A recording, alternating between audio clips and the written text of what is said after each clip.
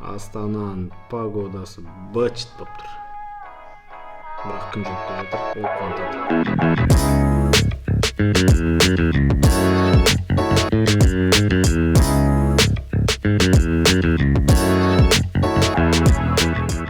Бакиграм дейді. Менің Бақытжан деген досым бар. Университетте бір курста оқығанбыз. Бөлек факультетте, мен инженерлік факультетте, ол экономика факультетінде оқыған. Сол жігіт кеше былай жазды. Орысша жазған екен, мен қазақшаға баламасын айтайын қысқаша түрде. Мен миллионер емеспін дейді. Осыған дейін көп нәрсе істедім. Жақсы компанияда жұмыс істедім, жақсы оқу орындарында оқыдым, бірақ әлі миллионер емеспін дейді. Осыған дейін оқу орнына грант ұтқанның мөлшері 100 миллионнан асып кеткен дейді. Бірақ әлі мен миллионер емеспін деп шағымданып жатыр. Не себеп? Себеп өзімде дейді. 21-ші жыл өзгеріс болады. 21-ші жылы сіздер басқа Бақытжанды көресіздер. Сонымен кеттік деген екен. Мен үшін бір қызықты нәрсе болды, өйткені мен ойымда жүрген нәрсе бұл. Университет бітірген жылы, 2017 жылы мен шамамен 26 жаста болдым. 26 жаста болдым. Бітірдім, дипломды алдым. Қалтамды қағып көрсем, 0 ақша.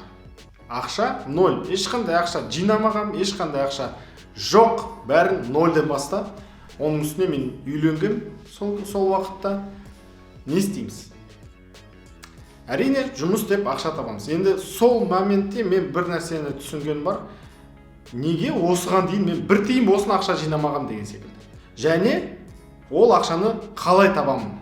Айлықпен көп ақша таба алмайсың. Үй алу деген мәселесі мүлдем қалады. Яғни ақшаны көп табу жолы қалай деген сұрақ туды менің ойымда. Екінші сұрақ туғаны, мен жан-жағыма қараймын да, Астанада енді бай бақуатты кісілер тұрады ғой.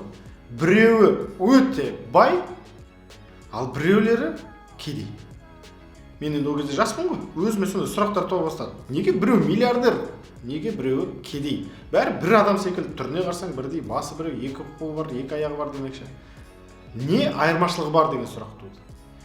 Енді өзіме қарасам, менде ақша жоқ, бірақ білім бар, мінез бар, потенциал бар. Осы потенциалды қалай қолданып, оны ақшаға айналдыра аламын деген сұрақ туа бастады. Сонымен осының барлығы кешегі Бақытжанның постына келіп тірелді. Бақытжанның жекесіне жаздым, кездесейік деп. Қазір жарты сағаттан кейін кездесу басталады, құдай қаласа. Сол кездесуге бірге барайық, сол жерде біраз Бақытжанға сұрақтар қоятын боламыз. Уақыт болды, кеттік.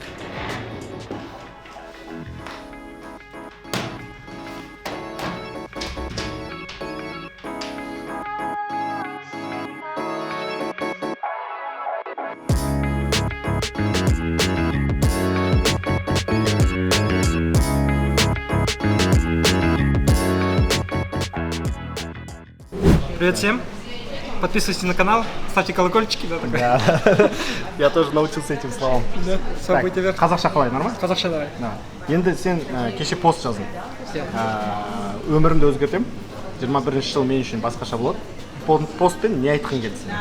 Короче, что самое главное я хотел сказать своим постом, это делать те вещи, которые ты раньше не делал. То есть я хочу зарабатывать, например, 1 миллион, но я делал какие-то вещи, но они мне не принесли 1 миллион.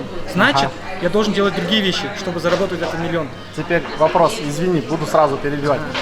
Это интервью. Да, давай. Смотри, ты говоришь, я делал что-то, да? В принципе, продолжительно делал это дело, и очень хорошо.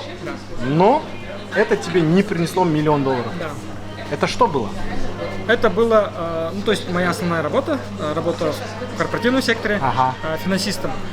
Значит, может, я его делаю хорошо, но я его плохо монетизировал. То есть я не искал другие выходы, как на нем можно больше заработать. Это, скорее всего, уже новый путь, а не только работа в найме.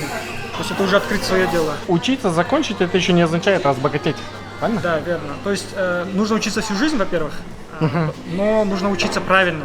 Потому что ты можешь учиться в неправильном направлении, всю жизнь учиться и не обогатить свой человеческий капитал, не обогатить свой финансовый капитал, но только ты обогащаешь свой информационный капитал. Поэтому очень важно, чтобы ты обогащал вот эти все капиталы, в итоге, которые тебя сделают счастливым. $1 миллион қалай табасың және қашан табасың? $1 миллион 2022 жылдың соңына дейін табамын. Машалла. Это в любом случае начать бизнес. Начать бизнес онлайн и офлайн школы. онлайн И оффлайн оффлайн школы. Чему обучать будет школа? Пока что есть несколько разветвлений. Это в основном Data Science и Data Analytica. Ага. Но это не только Data Science и Data Analytica, это упаковать учеников старших классов, которые просто так учат программирование и не знают, куда поступать и кем быть. Потому что это очень важно, когда ты учишь Python. Очень важно, чтобы ты знал, ты идешь на QA-тест инженер, или ты идешь на фронт-энд, или идешь на бэк-энд, сколько они зарабатывают, куда ходят, зачем они нужны, чем они занимаются, в чем их разница. Это самая крутая вещь. Бұндай мектептер бар ма бізде? Қазақстанда бірнеше қазір мектептер бар, очень только жаңа ашыла бастаған, Data Science Қазақстанға жаңа келген, бірақ қазір уже өте қарқын дамып келе жатқан сала. Ең басты нәрсе ол өз салаңнан қалай ақша таба аласың. Өзіңді қалай сата аласың? Өзіңді қалай сата аласың. Монетизировать ете аласың, өз Как біліміңді. упаковать себя, да, как продать себя. Супер, супер. Көп рахмет. Мұнда қазір Бәкеңнің Instagram пайда болады. Соған жазылып қойыңыздар. Және біздің видеоға лайк басып қойыңыздар. Бәке күшті адам. Жақсы. Сонымен достар, Бақытжанның әңгімесін естідіңіздер. Жалпы болашағы зор деп ойлаймын, әрине сәттілік тілейміз. Енді осы мәселенің бәрін ойлап болғаннан кейін менде бір кішігірім қорытынды ой келді. Миллионер болғың келсе, бірнеше қағидаларды ұстану керек екен.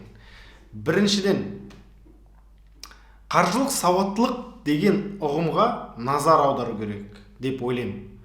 Қаржылық сауаттылықты дамытып, ақша деген қалай жұмыс істейді, оны қалай үнемдеп, оны қалай көбейту керек деген ұғымға міндетті түрде назар аудару керек екен. Өйткені көп тапқан сайын көп жарата бастайсың, ақшаң жетпейді десең, ешқашан миллионер болмау мүмкін.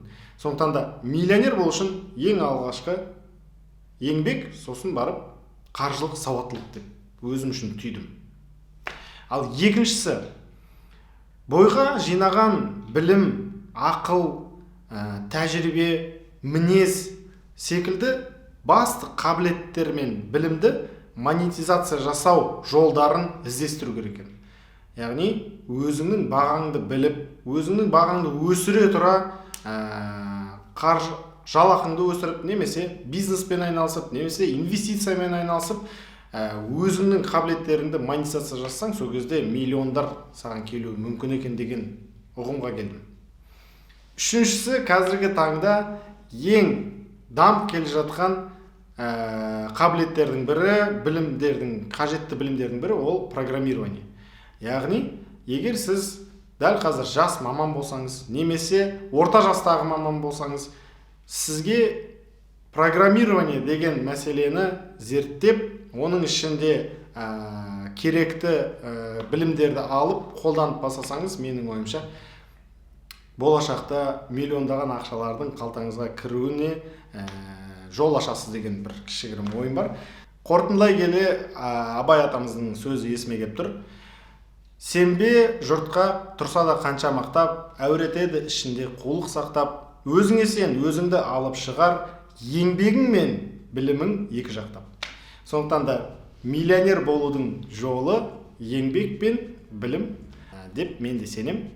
Сондықтан да бүгінгі влогты осындай бір жақсы нотада аяқтайық. Алдарыңызда болған Дәурен Ілесхан және біздің команда. Ертеңгі влогта көріскенше қош сау болыңыздар.